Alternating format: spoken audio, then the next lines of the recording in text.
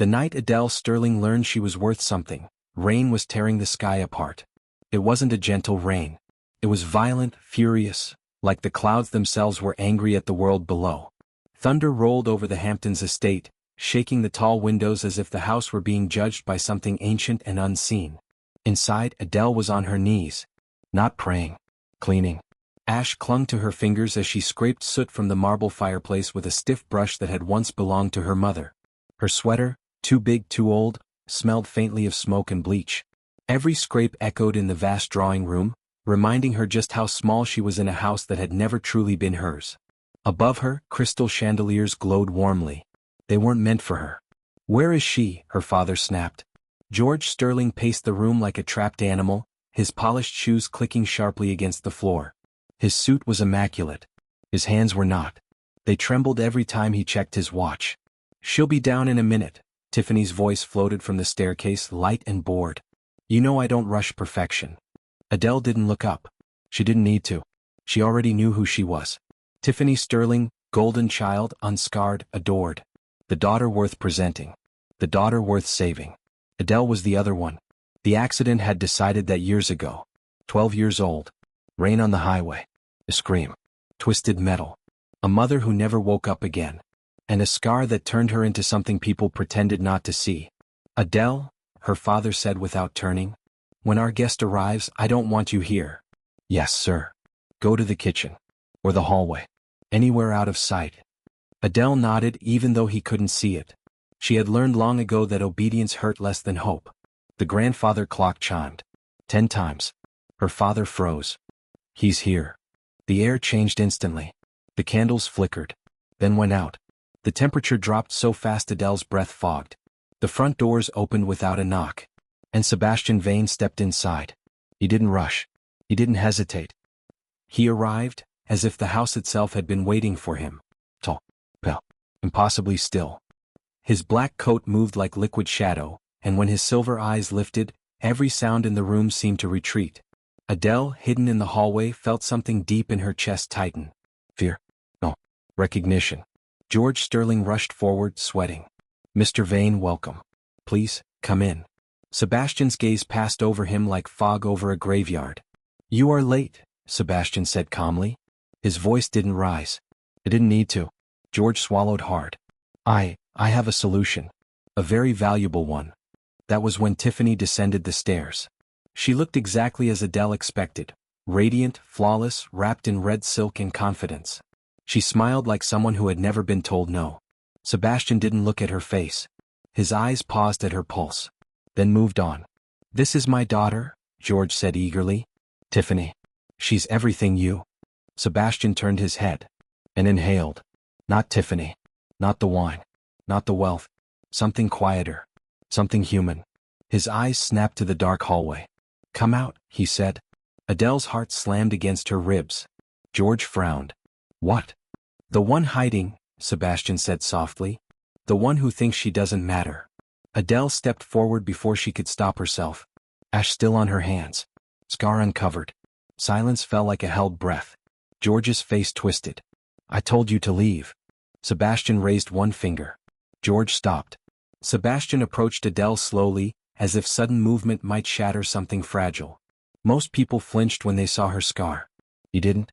Instead, his gloved fingers traced it with reverent gentleness. "This world is cruel to broken things," he murmured. "But it is the broken ones who survive." Adele's eyes burned.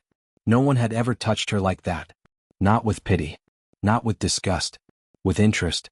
"I'll take her," Sebastian said. The words echoed. Tiffany laughed sharply. "You can't be serious." "I am never unserious," Sebastian replied. George blinked. "You mean Adele?" "Yes. But she's..." "Enough." Sebastian turned back to Adele. "You were never invisible," he said quietly.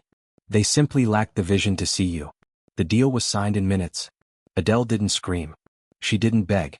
She just realized something terrifying and beautiful at the same time. The monster hadn't been the vampire. The monster had been her home. As the black car pulled away into the storm, Adele looked back once. Her father didn't. Sebastian watched her reflection in the window. And for the first time in centuries, the Vampire King felt something he did not understand. Anticipation. Blackwood Manor did not sleep. Adele felt it the moment the iron gates closed behind the car. The sound echoed through the mountains like a final decision, deep and irreversible. The road disappeared behind towering pines, their branches tangled like grasping fingers, swallowing moonlight whole. The night here was different, thicker, heavier, alive in a way the city never was. The car rolled to a stop on gravel. When the door opened, cold mountain air rushed in, sharp and clean. Adele stepped out slowly, Sebastian's coat still draped around her shoulders. The manor loomed above her, carved from dark stone, rising straight out of the mountainside as if it had grown there rather than been built. It wasn't beautiful in a gentle way. It was powerful. Windows reflected nothing. Gargoyles clung to ledges, their expressions twisted into something between warning and judgment.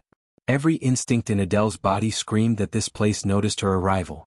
Sebastian stood beside her, hands clasped behind his back, surveying his domain like a king returning from war. "Welcome to Blackwood," he said. "If you listen carefully, it will tell you whether it accepts you." "That doesn't make me feel better," Adele murmured. His lips curved slightly. "It shouldn't." Inside, the doors closed without being touched. The sound reverberated through the vast foyer, where black marble floors reflected the dim glow of wall sconces. Shadows stretched unnaturally long, bending toward Sebastian as if drawn by gravity. Adele's footsteps felt too loud. She became suddenly aware of her heartbeat. Sebastian noticed. "Breathe," he said quietly. "The house feeds on fear. Don't give it the satisfaction." The words were casual, but protective. Before Adele could ask what that meant, a woman emerged from the shadows near the grand staircase. Elderly, rigid, dressed entirely in black. Her posture was perfect. Her eyes were not. They were fully black. Adele froze. "This is Mrs. Gable," Sebastian said. "She oversees the household." Mrs. Gable inclined her head slightly. "You are expected, Miss Sterling?" Her voice was flat, old, and carried no warmth, but no hostility either. "She's like you?" Adele asked carefully. Mrs. Gable smiled. "Not kindly. Not anymore." Sebastian turned away. "Show her to her room. Dinner at 8. He left without another word, footsteps echoing toward a sealed corridor carved with ancient symbols. The West Wing. The forbidden place. Adele followed Mrs. Gable up winding stairs, passing portraits that seemed to shift when she wasn't looking. Kings. Queens. Warriors. Women with eyes like silver moons. All vampires.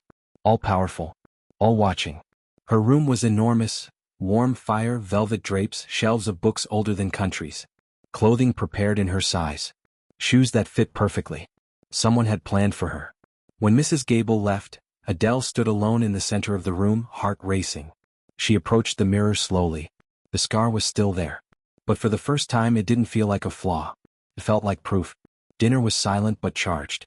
Sebastian sat at the head of the table, pale fingers wrapped around a crystal glass filled with dark red liquid.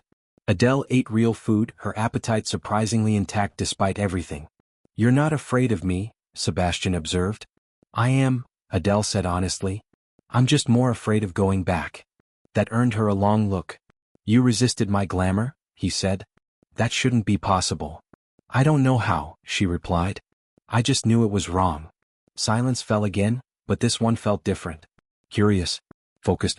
"You don't sing," Sebastian said quietly. Adele frowned. "I don't, what? To my kind humans are noise. Heartbeats, fear, desire. But you," his eyes darkened. "You are silent." He stood abruptly. The fire flared. "I need to know why." Before Adele could respond, the manor trembled.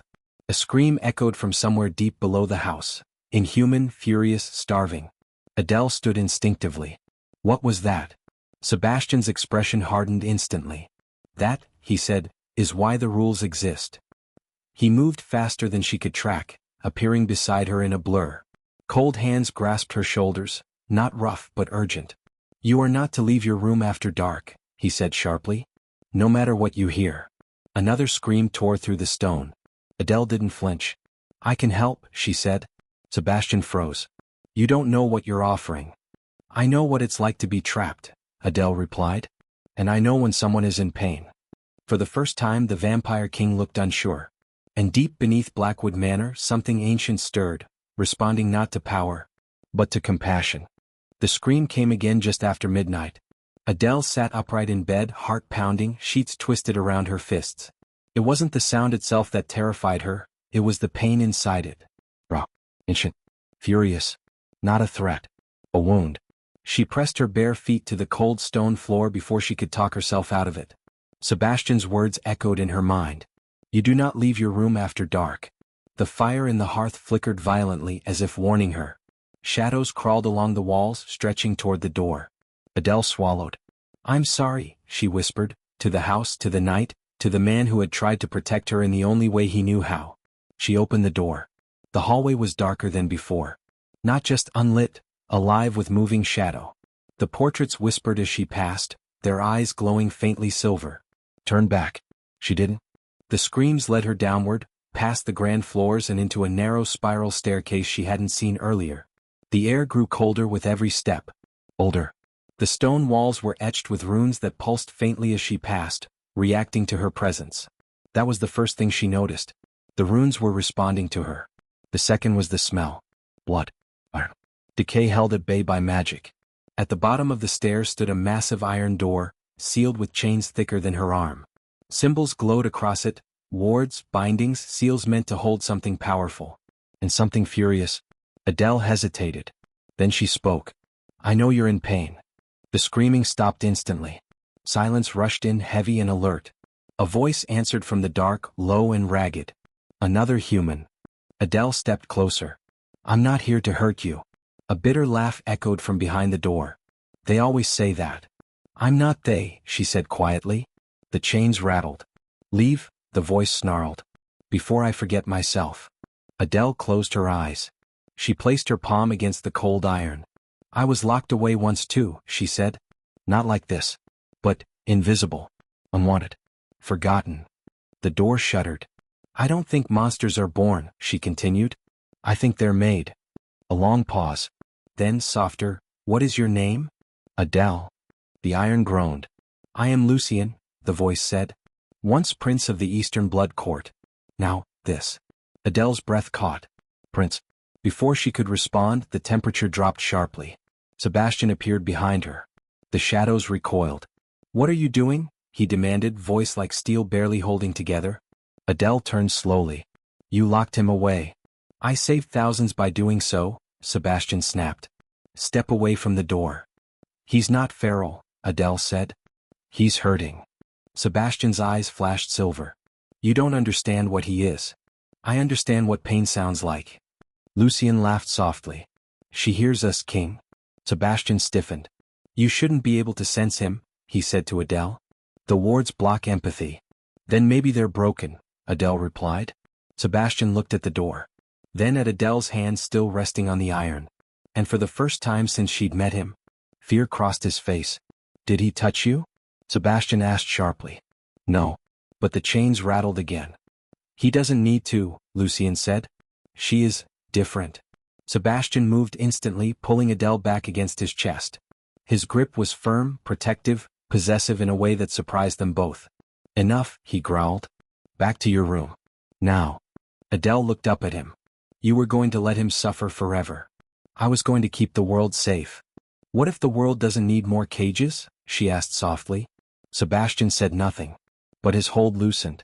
Lucian inhaled sharply. Her blood, he whispered. It sings and does not sing.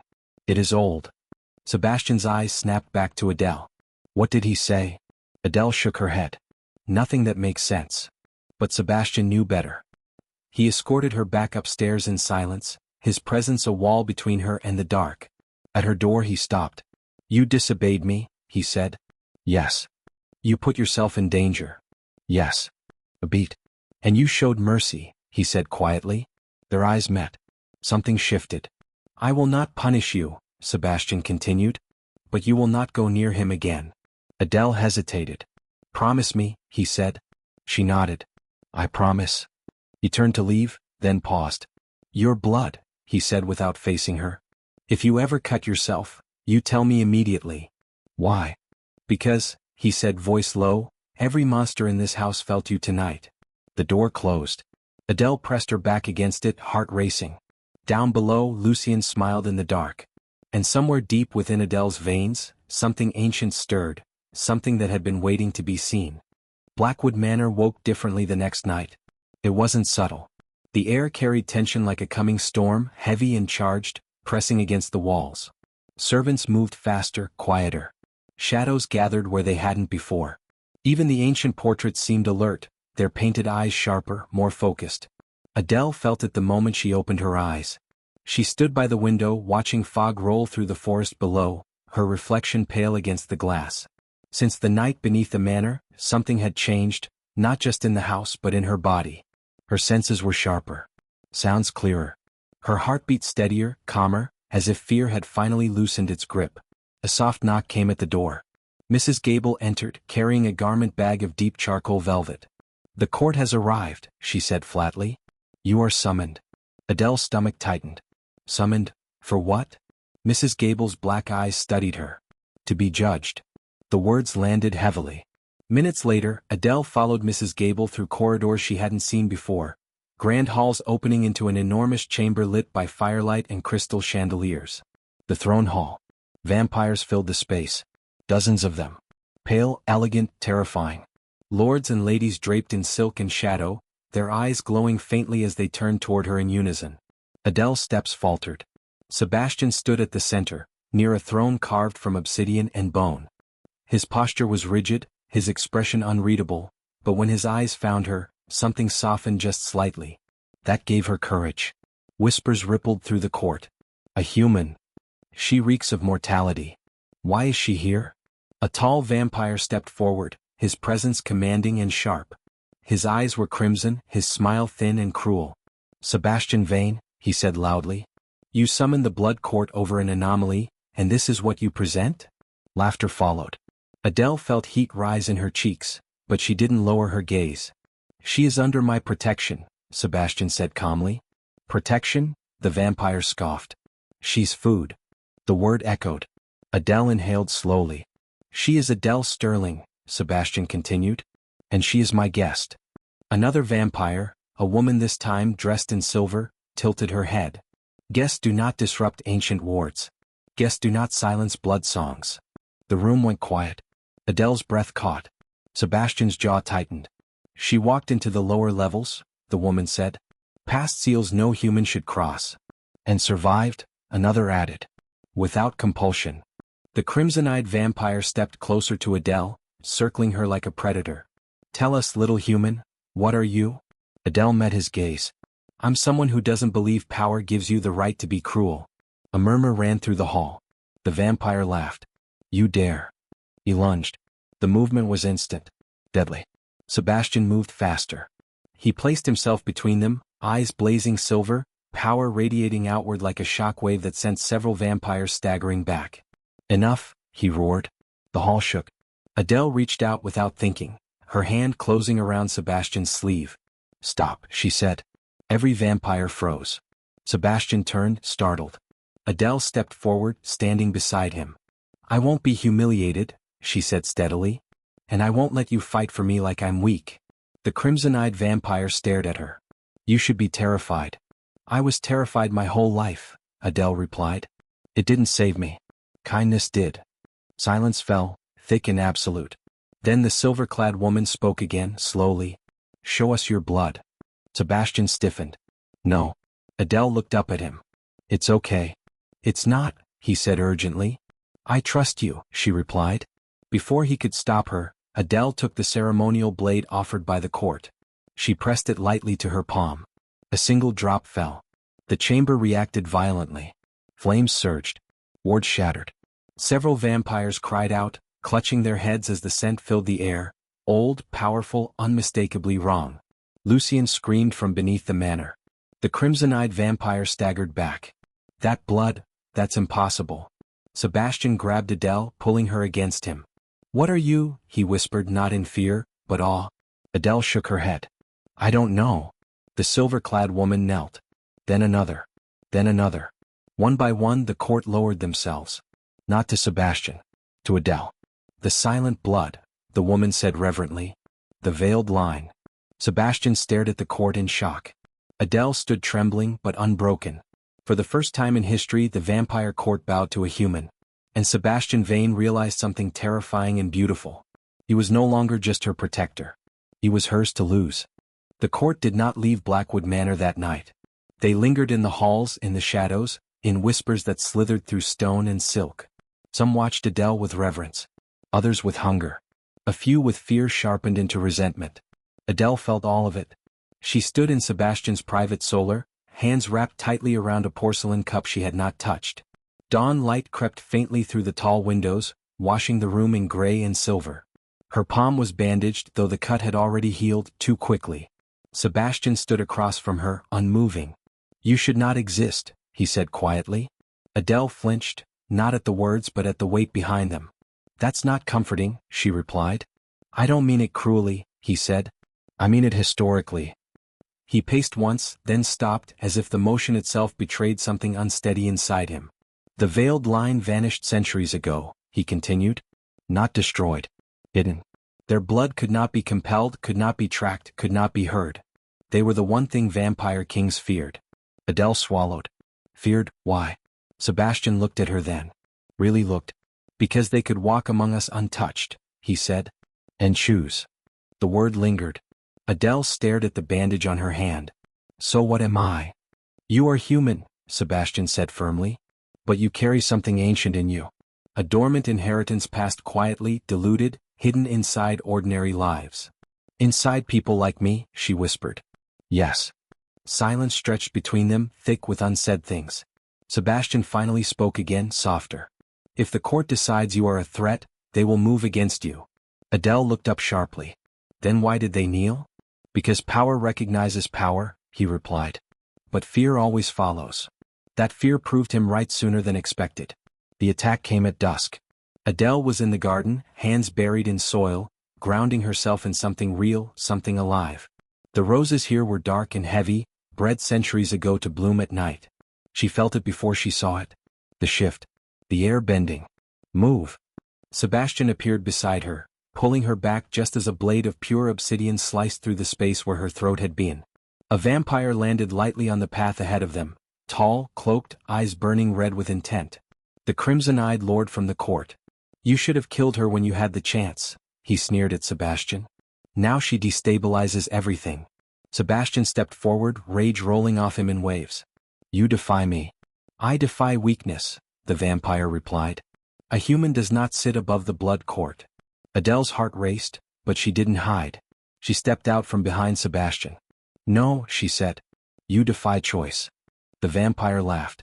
"You think that matters?" "Yes," she replied steadily. "Because I choose not to be afraid of you." The vampire lunged. Sebastian met him head-on. The fight was brutal. Inhuman speed, stone cracking beneath their feet, power colliding in blinding flashes of shadow and silver. Adele watched, frozen, every instinct screaming at her to run. But then she saw Sebastian stumble. Just once. The vampire struck, claws raking across Sebastian's side, black blood spilling onto the stone. Something inside Adele snapped. She moved without thinking. She grabbed the fallen obsidian blade. The moment her fingers closed around it, the weapon flared with pale light. The vampire turned, too late. "Stop," Adele said. Her voice carried. Not loud. Absolute.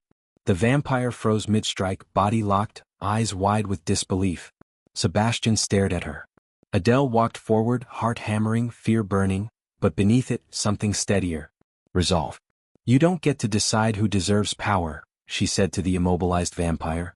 "You don't get to decide who matters." She dropped the blade. The vampire collapsed, gasping, stripped of his authority, his power unraveling like smoke. The garden fell silent. Sebastian approached her slowly as if she might vanish if he moved too fast. "You saved me," he said quietly. Adele met his gaze. "I chose you." The words hit harder than any weapon. That night, as the manor settled and the court retreated, Sebastian stood alone on the balcony overlooking the forest. Adele joined him, the distance between them smaller than ever before, but still unbroken. "You could leave," he said. "You would be safe elsewhere." Adele shook her head. "I've spent my life being moved around like a burden. I won't run now." Sebastian turned to her. "If you stay, the danger will never stop." "I know," she said softly. "But so will the loneliness." For a long moment, neither spoke. Then Sebastian reached out, not to claim, not to command, but to rest his hand over hers. It was tentative. "Human. I have ruled for centuries," he said. And yet you are the first thing I have ever chosen without obligation. Adele smiled faintly. Then choose me again tomorrow. He didn't answer with words. He squeezed her hand. And far beneath the manor, Lucien laughed softly in the dark, because the balance of power had finally shifted. The dawn that came to Blackwood Manor was unlike any other.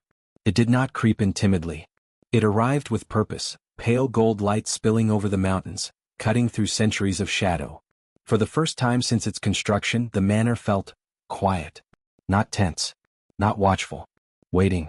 Adele stood alone in the eastern tower, wrapped in a simple white shawl, staring out over the forest. Mist curled through the trees like breath leaving sleeping lungs. Her heart was calm, steadier than it had ever been in her life. She was no longer running. Behind her, the world was changing. The blood court had reconvened at sunrise, an act unheard of, almost blasphemous. Vampires did not gather in daylight unless history itself demanded it. And today history was knocking. Sebastian found her there. He did not announce himself. He never did. But she felt him, the subtle shift in the air, the familiar gravity of his presence. He stood a few steps behind her, watching her reflection in the glass. You should be afraid, he said quietly. Adele smiled faintly. I was afraid my whole life. It didn't protect me. He stepped closer. They will force a verdict today. I know. They may demand your blood. Or your exile. Or your death. She turned to face him then. And what would you choose? Sebastian didn't answer immediately. When he did, his voice was raw. I would burn the court to the ground. Adele reached for his hand before he could pull away. That's not what I want, she said softly. His jaw tightened. You ask too much. I ask for trust, she replied. The same trust one gave you. The silence between them stretched, heavy with everything they had never said aloud. Then Sebastian bowed his head. Just slightly. A gesture no one living had ever seen from him. The throne hall was filled when they entered. Every lord. Every lady. Every ancient bloodline still standing. They lined the chamber in concentric circles around the obsidian throne. Sebastian did not take it. He stood beside Adele instead. The murmurs were immediate. Sure. Uncontrolled. The silver-clad matriarch stepped forward, her expression solemn. The veiled blood stands revealed, she announced. The court demands resolution. Adele felt every eye on her. She did not lower her gaze. I won't be your weapon, Adele said clearly. And I won't be your threat. The crimson-eyed lord, wounded but alive, laughed bitterly from his place in chains. She thinks she has a choice. Adele turned to him calmly. I do. That's what terrifies you. A ripple of unease spread. The matriarch studied Adele carefully. What do you want, child? Adele inhaled. I want the suffering to end, she said. Yours. Ours. I want a world where power does not excuse cruelty. Where silence does not mean weakness. She stepped forward, alone. Sebastian did not stop her. I won't rule you, Adele continued. But I won't kneel either. The court stirred. Then without warning, Sebastian moved. He dropped to one knee beside her. The sound echoed through the hall like thunder. Gasps erupted. Cries of disbelief. Rage. Sebastian's voice cut through it all. I kneel by choice, he said. Not as king but as man. He looked up at Adele. My power is yours if you want it. My throne if you demand it. My life, regardless. The room was silent. Adele's eyes filled with tears. She did not touch the throne. She touched him. Stand, she whispered. Walk beside me. He did. The matriarch closed her eyes slowly. So be it, she said. The court recognizes a new balance. Chains dissolved. Old laws shattered. Ancient compulsion broke like glass. Lucien's laughter echoed faintly, free at last. The vampires bowed. Not to a king. Not to a queen. But to a woman who had been invisible, and chose compassion anyway. Later, as the sun dipped low and the forest glowed gold, Adele and Sebastian stood together on the highest balcony of Blackwood Manor. You gave up immortality, Adele said softly. Sebastian nodded. Power without you was never worth keeping. She leaned into him, resting her head against his chest, listening, not to a song of blood, but to a heartbeat that had learned how to live. The world would never be the same. And for the first time that felt like hope.